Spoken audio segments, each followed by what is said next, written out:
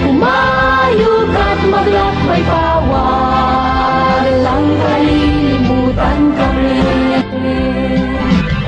Sige Tom, humayog at maglakbay pawa, walang kalilimutan kami.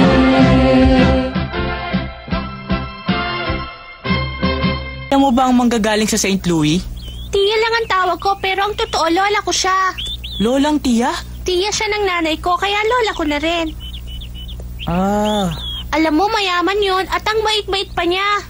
Sa inyo siya titigil? Oo, hindi ko lang alam kung gaano katagal. Bahala na si Tia Kate. Ah. Inay, pasensya na kayo, nahuli ako. Akala ko hindi ka na darating. Mabagal po kasi ang orasan nila, Tom. O, tignan mo na, Becky, kung nakikita mo na ang tiya mo.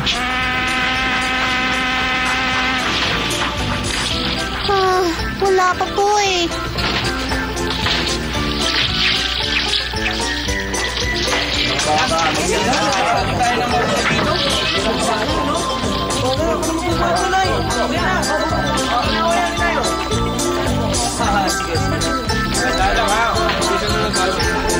Tia! Tia Kate! Tia Kate, eto po kami, Tia!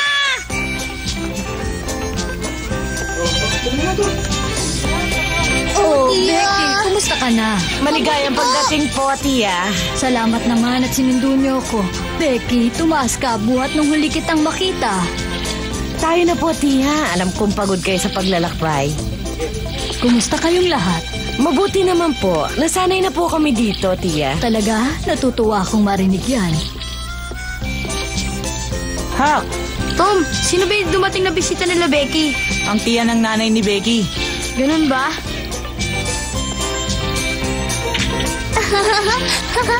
Becky!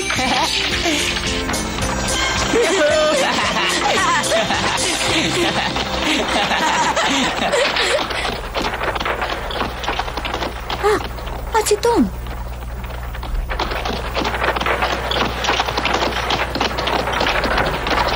Nakakainip din pala ang bakasyon, Hak. Gusto mo na pumasok sa paaralan? Hindi ganun. Ayoko nga pumasok sa paaralan kahit tapos na ang bakasyon eh.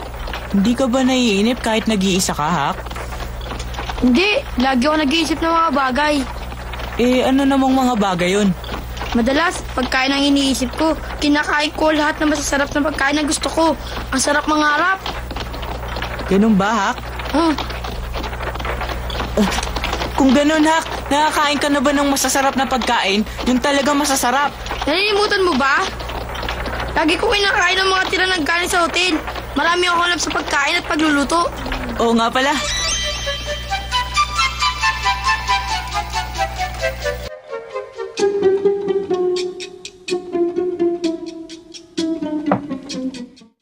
Narito na ako.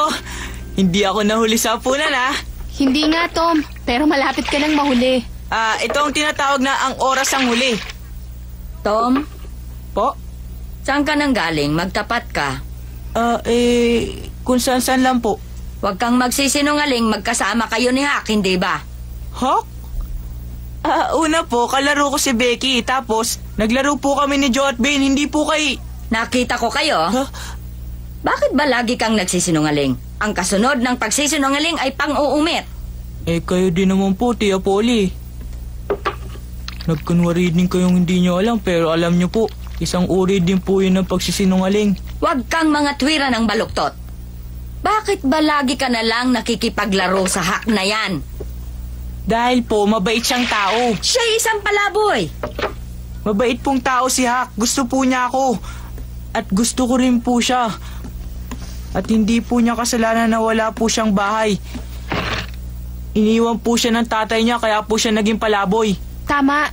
Tama po siya, Inay. Sa tingin ko naman, mabait na bata si Hak. Mary, ano ba't sinasabi mo? Inay, tignan nyo. Dapat nga po, maging mabait ang mga tao kay Hak. Inalagaan po niyang sarili niya mula nang iwan siyang mag-isa ng tatay niya.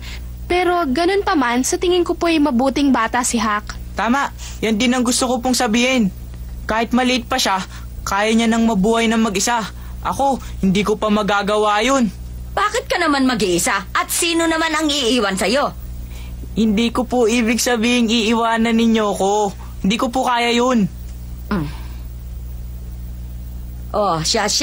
Huwag na nating pag-usapan yung batang si Hak.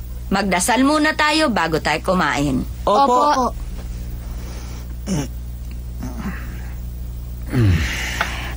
Hanggang kailan naman po ba kayo dito, Tia Kate? May gagawin pa kaming paghahanda sa simbahan natin doon. Kaya mga 1 linggo marahil ang paghahanda pa. Becky, ipangako mo sa akin na ipapasyal mo ko sa bayan bukas, ha? Opo. Sanay ka na ba sa pag-aaral mo rito? Opo, at marami na rin po akong kaibigan. Natutuwa ako.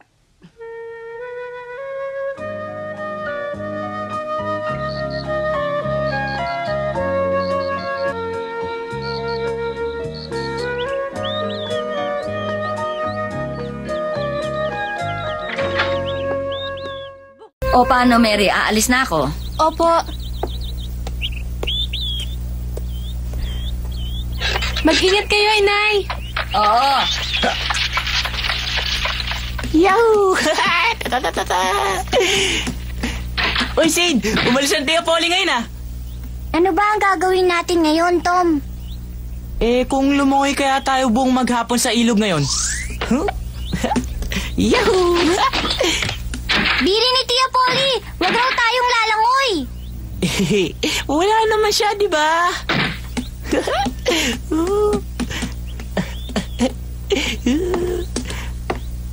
Tom, alam kong binabalak mo. Siguradong lalangoy ka, no? Bakit? Bakit alam mong binabala ko? Oh, Madali kong nababasa ang nasa isip mo, eh. huh? Ngayon ko lang napatunayan. Talaga nga palang matalino ka, Mary. Talaga? Hindi mo alam yun, ano? Sige. Hindi na lang ako lalangoy ngayon. Sayang naman. Naku, huli na naman.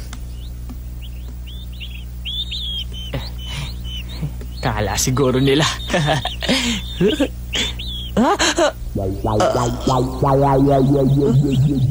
Aba, Tom, baka nakakalimutan mo. Hindi ba't sinabi ko sa'yo, kaya kong basahin ang nasa isip mo? O ano nangyari, Tom? Hindi na lang ako lalangoy. Magagalitan ka ni Tia Polly kapag lumangoy ka. Hindi yun, Sid, eh. Kasi habang kausap ko si Mary, parang kinutuban ako. Paano, Kutob? Para bang nararamdaman kong may mangyayari dito sa bahay kaysa sa ilog, Sid. Ganon? Oo, natitiyak kong may mangyayari nga.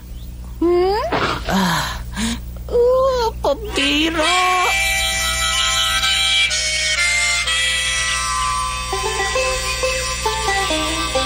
Napakagandang simbahan. Becky, gusto kong magsimba dito sa linggo.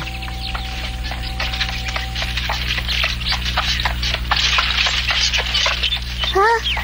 Hindi ba't si Tia Polly yun? Magandang umaga po, Tia Polly! Magandang umaga, Becky.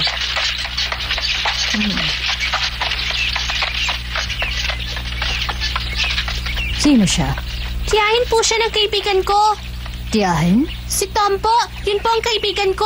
May kapatid po siya, ang pangalan ay Sid, at nakatira din kay Tia Polly dahil wala na silang mga magulang.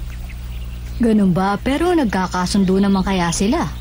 Ang bait-bait nga po ni Tia Polly. Parang siya na po ang tunay ni nanay nila Tom at Sid. Lagi nga pong maligayang pamilya nila. Talaga? Kwentuhan mo pa nga ako ng tungkol sa iba mo pang mga kaibigan. O sige po.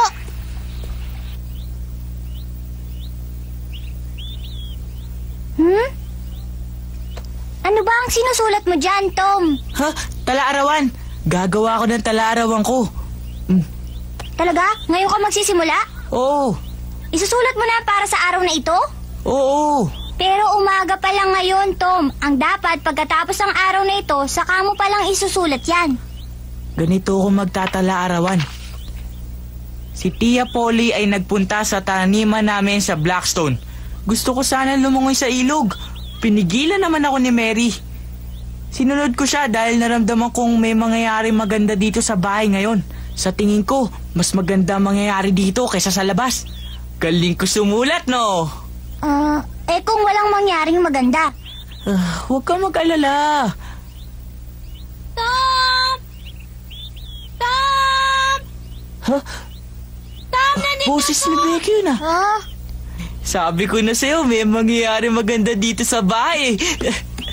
Tom, nasan ka ba, Tom? Narito ako! Narito ako, Becky! Ano ba yun? Parang gulong-gulo ka. May sasabihin ako sa'yo, Tom! Bumaba ka dyan! Dalian mo! Ano ba yun? Sa tingin ko sa'yo, parang may kagulat-gulat ah. Oo, tama ka. Huh? Baka kasi maging magulo pa. Hindi ko na nga alam ang gagawin ko, Tom.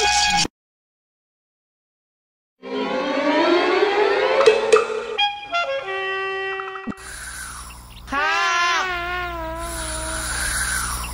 Hak! Nandiyan ka ba, Hak? Huh? Bakit? Aba, ito ang unang pagbisita sa ni Becky ah. Tuloy kayo! Hak! Bumaba ka! Sumama ka sa bahay namin! Bakit? Anong nangyari? Wala! Inibita tayo sa bahay ni na Becky! Ha? Pupunta tayo sa bahay ni na Becky. Bakit? Bakit kailangan natin pumunta sa kanila? Natural! Gusto kong kumain ng masarap na cake. Pangarap ko kasi yun, Tom eh. Hindi na ngayong pangarap. Kakainin mo na. Gusto ko. Kakainin ko mag-isa yun sa bahay ko. Ha? Tom, ikaw na lang pumunta. Pagbalat mo na ako ng pagkain. Hindi ko magagawa yun, Hak. Bakit? Unang-una, labag sa kagandahang asal yun. Kung ganon, magpapalit pa ako ng magandang damit. Ganon ba, Tom? Natural naman. Ay, ayoko nun. Ayoko nag-aayos at nagpapalit ng damit. Ikaw na lang pumunta, Tom. Sige na. Kamusta, Hak? Kamusta, Mary? Ayos na ba ang lahat, Mary? Oo, marami ng mainit na tubig. May sabon na rin ba? Mayroon na ring mabangong sabon. Oh, halika na, Hak. Pasok na. Teka, Mary. Saan ba gagamitin ang sabon, ha? Pumasok na tayo at makikita mo. Dali na. Gahol na tayo sa oras. Bilisan na natin. Bilisan ng ano? Teka, sandali lang. Sandali! Teka, sandali lang! Ang sabi po nila, si Hak daw ay may ama pa, ngunit isang lasenggo at walang kwentang tao.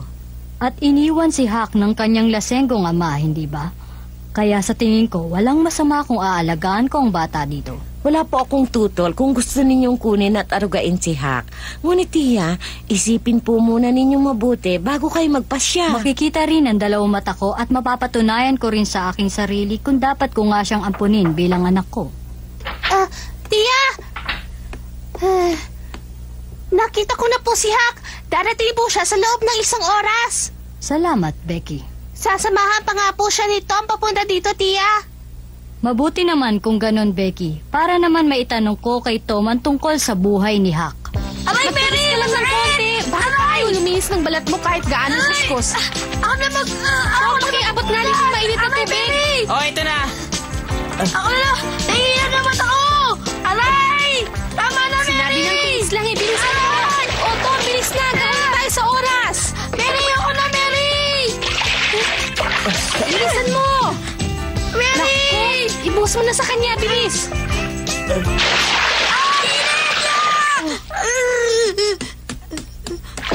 Ayan naman. Lamig! Oh, ngayon, Hak, isuot mo na ito.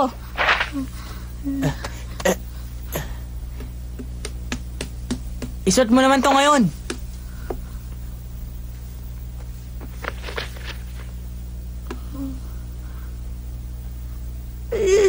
Maaari ba tagal itong butones? Masikip! Di ako makahinga! Hindi maaari dahil magkukurbata ka pa. Masikip! Tama yan, huwag ka lang umangal. Sige na. Tandaan mo, huwag kang maglilikot doon. Tanggalin mo nga yung daliri mo sa kurbata. Kasi hindi ako makahinga eh. Masyado masikip. O ngayon, tignan mo, Hak. Nagmukha akong tao? Ah!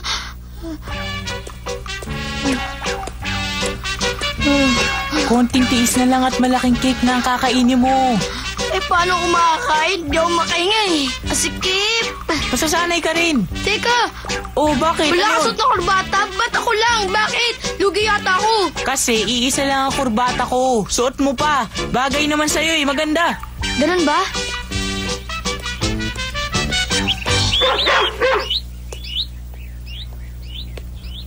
Oh, Cesar, wag mo akong kakagatin. Inimbita ako ni Becky dito.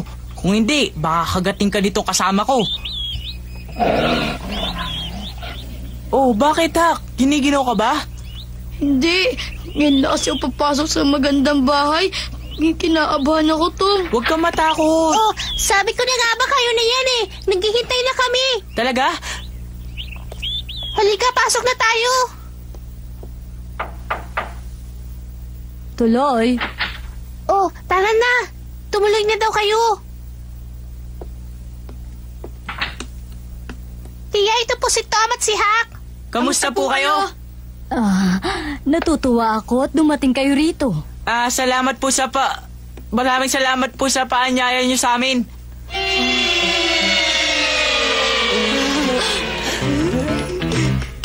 Oh, wag mo na kayong umupo.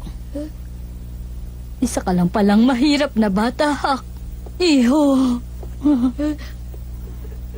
Palagay ko'y magkakasundo tayong dalawa, Hak. Hindi po ako si Hak. Ginang. Tia, hindi po siya si Hak. Kasi ang damit niya. Pasensya ka na sa akin. Hindi ko kasi inakala na magsusuot siya ng kurbata. Nagkamali lang po kayo. Eto na po si Huckleberry Finn. Pinakikilala ko sa inyo. Kumusta ka, Hak?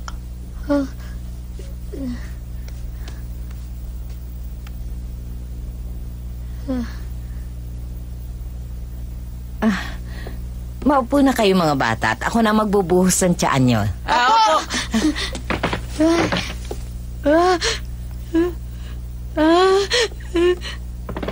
Inay, hatiin ko na po ang cake, ha? Wag na, Becky. Ako na lang ang gagawa.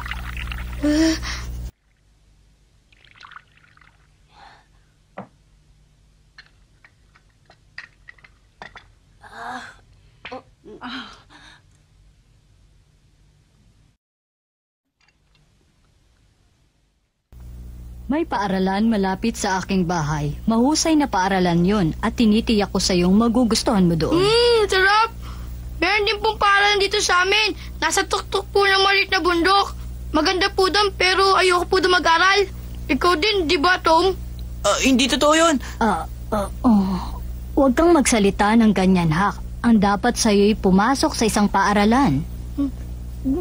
Sino po papasok?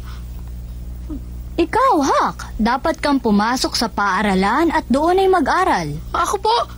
Bakit po dapat ako mag-aral? Hak, kumain ka pa ng marami. Dahil magiging anak na kita at palalakihin kita ng maayos upang nang sa ganun ay maging kagalang-galang ka. Ha? Magiging anak po niyo ako? Hindi ka ba natutuwa na magiging anak kita, Hak?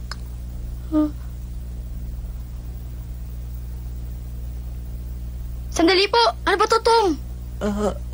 Magandang alok yun, di ba? Umuho ka na. Sige na.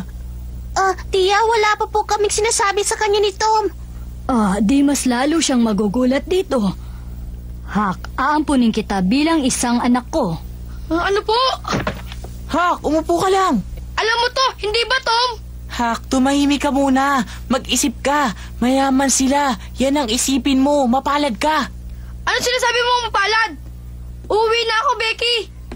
Teka Hak! muna, Hak! Marami pang cake dito. Hak, wag ka muna umalis, Hak! May nasabi ba akong mali?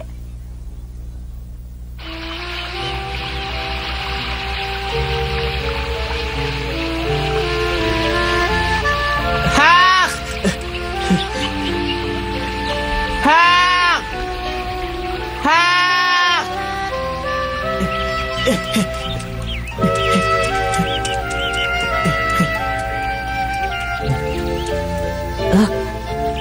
Hak? Hak! Hak! Nariyan ka lang pala eh kung saan pa kita inaanap. Tanggalin mo nga tong kurbata ko. Ikaw talaga, pinamimigay mo ako, ha? Hindi. Naisip ko lang dahil mayaman siya. Mabuting ampunin ka niya. Alam mo naman kasiwa ako sa magagandang bagay eh. Katulad itong kurbata mo.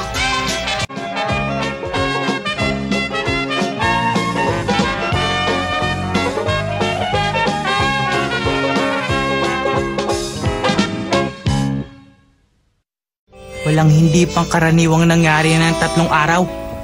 Hinintay ko sana ang gagawing parada noong ika-4 ng Hulyo na hindi naman natuloy dahil umulan. Nagsalita si Senador Benton sa loob ng bahay inuman at hindi sa parke. Gaya ng balak nila, kaya kaming mga bata ay hindi siya nakita. Meow.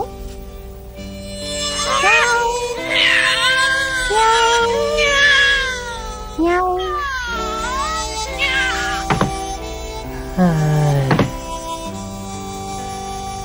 Dapat may samahan ng drama na darating tuwing tag-init. Hanggang ngayon, wala pa rin sila kahit ang circus. Ano bang nangyayari sa kanila?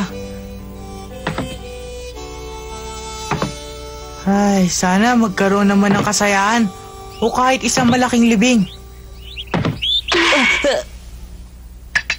Tom, ulitin mo nga yung sinabi mo. Ha? Ikaw ha? Salbahe ka talaga. Bakit mo sinabing yumao na sana si Ginoong Fraser? Huwag kang magsasalita ng ganon, masama yun. Hindi ganun ang ibig ko sabihin. Sabi ko, pag yumao si Ginoong Fraser, malaking libing ang magaganap dahil dati siyang punong west dito, di ba? Kaya ba gusto mo na siyang mawala? Hindi naman ganun. Hindi niyo naman kasi ko nauunawaan eh. Ano ba to? Nakalimutan ko yata.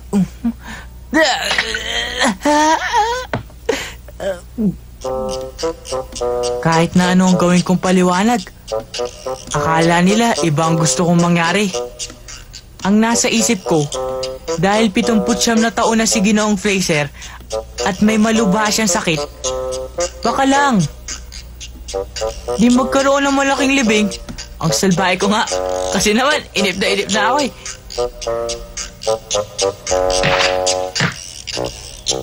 Ay, talagang nakakainip.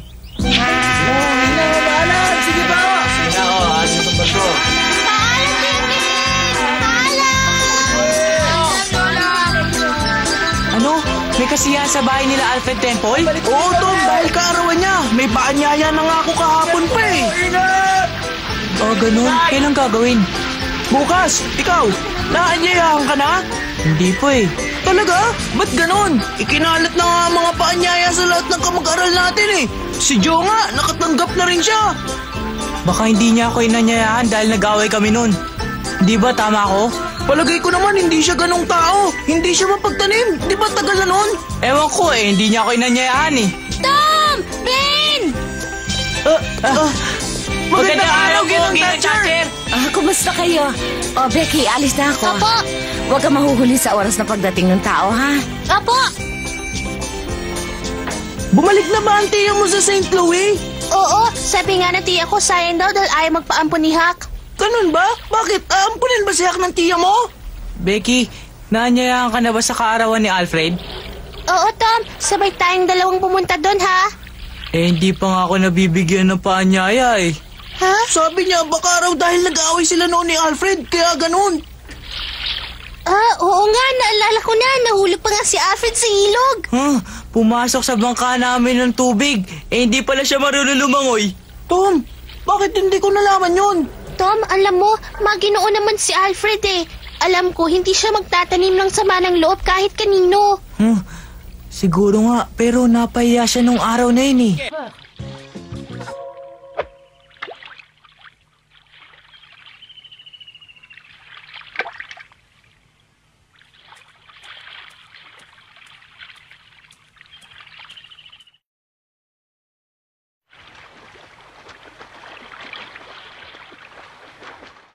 Sige, langoy, papunta dito sa Pangpang. Sige, lumangoy ka dito, papunta rito.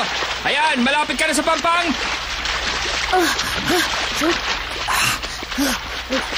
Sige, abutin mo ang kamay ko. Sige, Ano sa palagay mo, Walter? Abay, gulat naman ako sa'yo, Alfred, na bata ka. Ang bilis mo matuto. Sa loob lamang ng 1 buwan, magaling ka ng lumangoy. Ganyan, makinig ka sa akin para matuto kang lumangoy.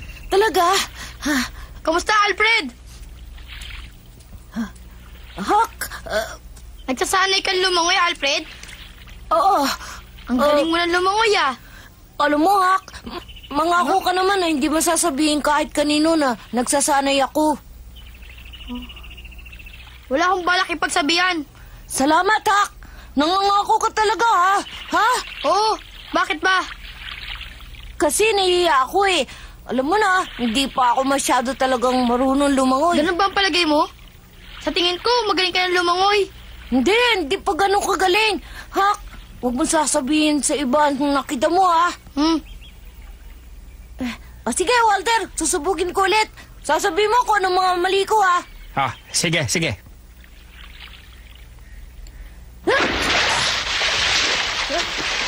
Ayan, Alfred. Sige, ganyan. Hoy, Jim, anong ginagawa mo? Tom, kumusta ka na?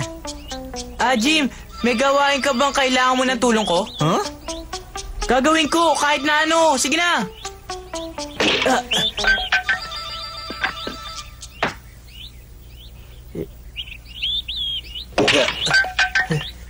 Aba, ang dami mo nasibak na kahoy, ah. Nakakahiya naman sa'yo. Maraming salamat, Tom, ha? Magdala ka pa ng kahoy. Magsisibak pa ako. Nako, wag na, Tom. Tama na siguro yan. Gusto ko pa magsibak ng kahoy. Sige na. Tama na. Sasakit lang ang katawan mo dahil hindi mo naman dating ginagawa yan, eh. Kaya ko to, Jim. At mag-isip ka pa ng maaari ko pang itulong sa'yo, Jim.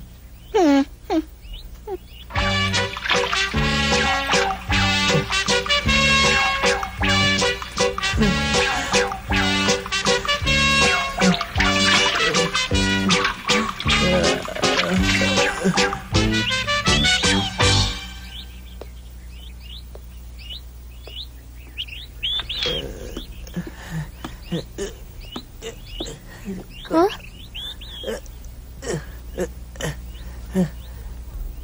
Tom, ano bang ginagawa mo dyan? Pumapanig sa hagdanan. Bakit ganyan ka pumanhik ng hagdanan? Mas madali para sa akin eh. Bakit, pagod ka ba, Tom? Oo, masakit ang mga braso ko. Masakit ang paa ko. Masakit ang buo katawan. Ano bang ginawa mo, Tom, at napagod ka ng ganyan? Nagsibak ng kahoy at nagigib ng tubig. Ano? Sinungaling ka talaga. Ayaw talaga maniwala. Wala kasi siya kaya hindi niya nakita ang mga ginawa ko. Ang totoo, talagang sinadya ako mapagod. Aray.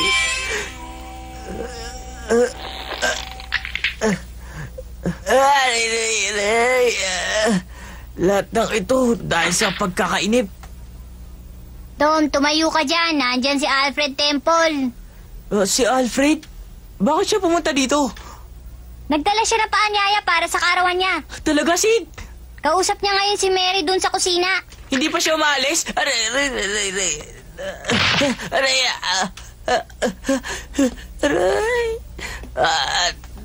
Tumabi ka dyan. Alis dyan, alis. Bakit ba ganyan ka kumilos? Wala to.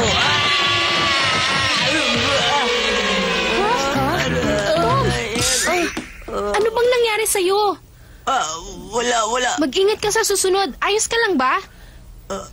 Palagay ko, oo. Kamusta, Alfred? Tom, may kasayahan sa karawan ko bukas. Sana makarating ka naman. Oo, makakarating ako. Makakatayo ka ba? Oo, makakatayo ako. Tingnan mo.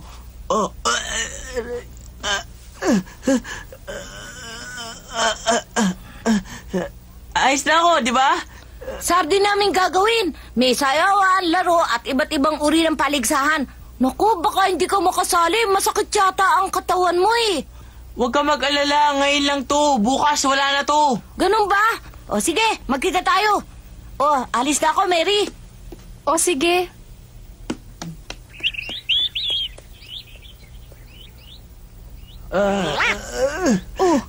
Mary, nasan yung paanyayang bigay ni Alfred? Nasa lamesa. Maaari bang iabot mo sa akin? Natitiyak mo bang kaya mong katawan mo, Tom?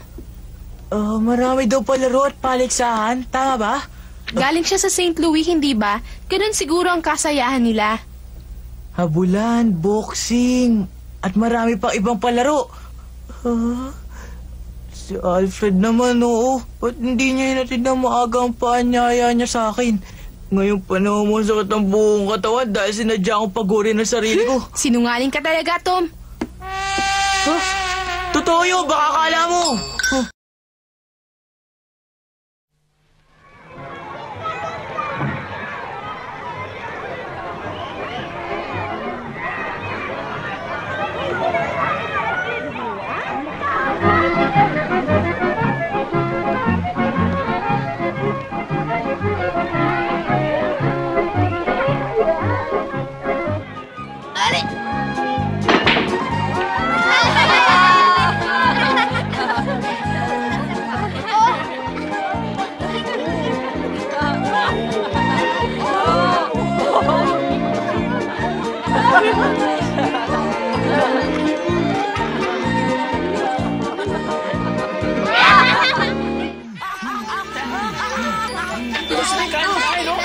Muna sa pagtalon. Ako'y taus-pusong natutuwa dahil nakasama namin kayong lahat ni Alfred sa araw ng kanyang kaarawan. Sana'y maging magkakaibigan kayo sa haba ng panahon. Katulad ng samaan ninyo ngayon at sa mga darating pa mga araw. O Alfred, ikaw naman ang magsalita. Salamat sa inyo! Salamat sa inyong pagdating na lahat! Magsaya kayong lahat, ha! Marami pang pagkain na darating, kaya kumain kayo ng kumain ng gusto! Ngayon, sisimulan na natin ang paligsahang gagawin sa pagdiriwang na ito. Anong mga uri ng paligsahan? Ipaliliwanag ko. Ganito, hahamunin niyo ako sa anumang larong gusto ninyo. Piliin niyo kung anong gusto niyo, tulad ng pataasan ng talon. O ngayon mga bata, kung sino man ang makakatalo kay Alfred ay magkakamit ng magandang aklat na ito na may pamagat na ang daigdig ng mga hayop. Narito, marami itong retrato sa loob. Kaya mga bata, ang unang paligsahan ay ang pabilisan ng takbo. Sino ang hahamon kay Alfred para manalo ng libro? Ako!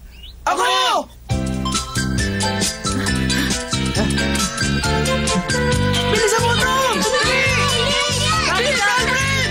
Bilisan mo, Alfred! Bilis!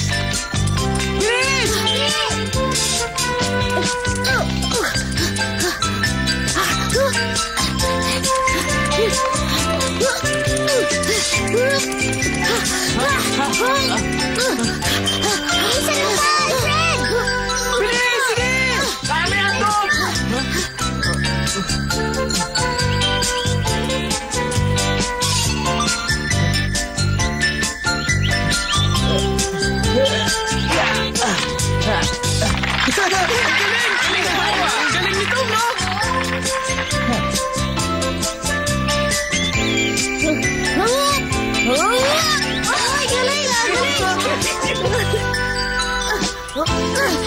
Yan, sige! Ikot!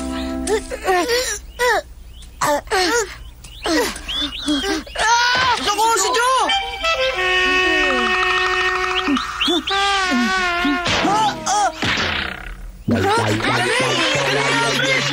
Natutuwa ako at ang galing ng mga pinakita mo ngayon, Alfred. Oh, ngayon mga bata, meron pa ba kayong naisip na paligsahan? Meron pa bang gustong humamon kay Alfred? Sa kainan! Mananalo ko paglabanan ng kainan! Ano sa tingin mo, Tom? Alam ko na! Sa palagay ko'y wala nang gustong humamon sa'yo, Alfred, kaya walang nanalo ng aklat. Magpapalabunutan na lang tayo kung kanino mapupunta ang aklat na ito. Samantala ngayon tatanggalin natin itong nasa kamay mo para maghanda tayo sa palabunutan. Ginoong Walter! Ha? Ginoong Walter! May tanong po ako. Bakit, ano yun, Tom? Ano yung tatanong mo? Kailangan po bang sa lupa lamang lagi ang labanan? Tom, ba't mo naman natanong yan?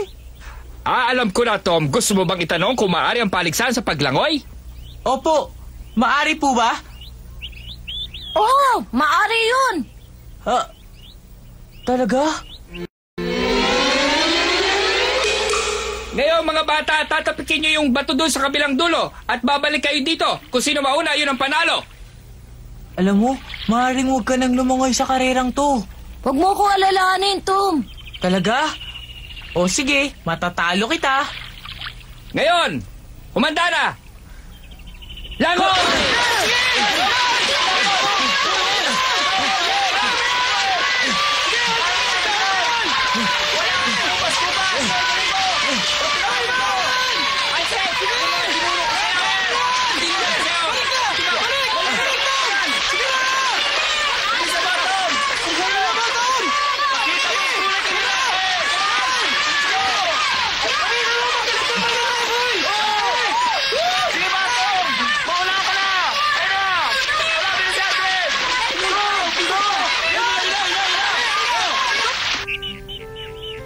Totoo, masasakit ang mga lamang ko dahil nagsibak ako ng maraming kahoy kahapon. Tinalo ako sa lahat ni Alfred, lalo na sa paligsahan sa lupa. Tinalo ka rin niya sa karera ng languyan. Hindi talaga ako lumangoy na mabilis. Dahil minamalit ko siya, hindi ko akalaing mabilis na pala siya lumangoy ngayon eh. Tapos na yun, natalo ka na. Huh? Dati takot na takot siya sa tubig. Nagsumikap lang pala siyang matuto eh. Alam mo ba, mas marami kumapik kay Alfred kaysa sa'yo kasi hindi mo pinagbuti. Akalain mo yun? Napipikon ako, Hak. Mas makikilala na ngayon si Alfred kaysa sa'yo, Tom. Kasi nung una, binagalang ko lang talaga. Ano, hahamunin mo ba siya ulit? Iba naman, hindi naman ganong labanan. Yung mas mahirap.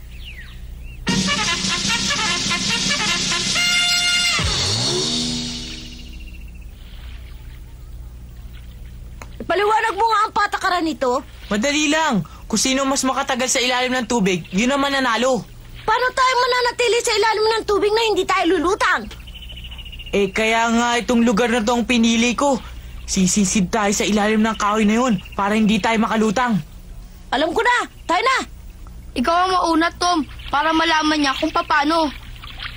Sige, Hak. Ikaw magbilang para walang daya. Oh, umpisa na. Sige, akong bahala. Isa, dalawa, tatlo. 8, 9, 10, 11, 12, 13. Becky, nandito sila, bilis! 36, 37, 38, 40, 44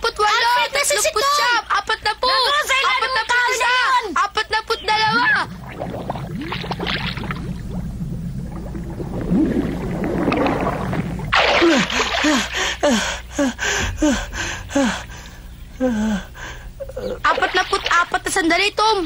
Ha? 44 lang? Ngayon, ako naman. Ah! Hup!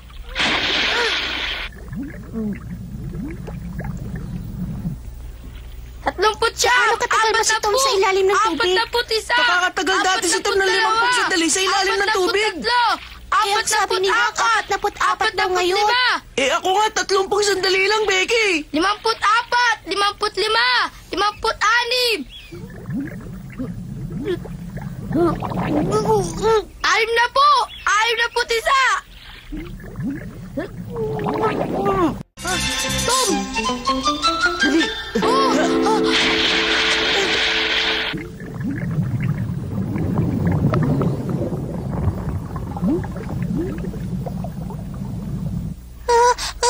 Alfred! Alfred! Ayos na siya! Natakot ako dun ah! Baka hindi na siya nagkamalay kung natagalan pa. Kawawa naman. Alfred, kamusta ka na? Mabuti. Bakit ba, ha? Salamat na lang. Akala ko wala na. Buti na lang. Tom, Ano yun? gaano katagal ako sa ilalim? Ha? Ha? Gaano katagal ako sa ilalim ng tubig? Si Hak ang nagbibilang eh. Si Hak yung tanongin mo. Hak, gaano katagal ba ako? Ang bilang ko ay lagpas 70. Tumalo na kagad kami ni Tom. Natakot kasi kami. Lampas 70? Kung ganon, nanalo ako, Tom. Ay naku po.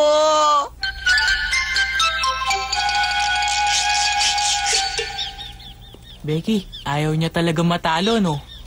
Eh, nalunod na nga siya, hindi ba? Tapos, ang akala pa ni Alfred, siya ang nanalo. Oh, alam mo, talagang pinanindigan niya. Bakit kaya? Dahil tunay siyang lalaki.